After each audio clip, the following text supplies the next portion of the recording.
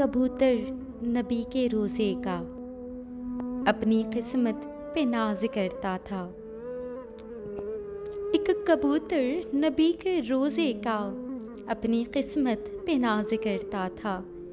اس کبوتر نے ارادہ یہ کیا، قبر زہرا میں دیکھ آؤں ذرا۔ اس کو لگتا تھا جب وہ جائے گا ایک تعمیر روزہ پائے گا۔ قبر بے حد حسین ہوگی، لاڈلی بیٹی تھی محمد کی۔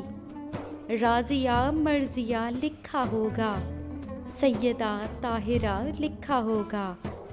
آیت انما لکھی ہوگی، مدحت فاطمہ لکھی ہوگی۔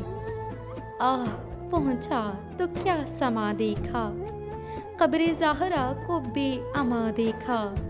رو پڑا وہ عجیب غربت تھی، دھوپ تھی فاطمہ کی تربت تھی۔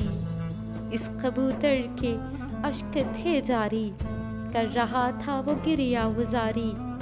رو کے کہتا تھا، اے نبی زادی آپ کے بابا سے کہوں گا ابھی، صاف کہہ دوں گا ان سے یہ جا کر، ایک چادر نہیں تھی تربت پر۔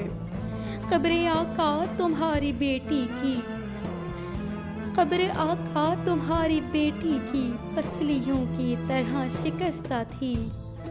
میر سجاد اس کبوتر نے رو کے وعدہ کیا یہ بی بی سے، اب بنے گا نا جب تلک روزہ، آپ کے بابا کی قسم زہرا۔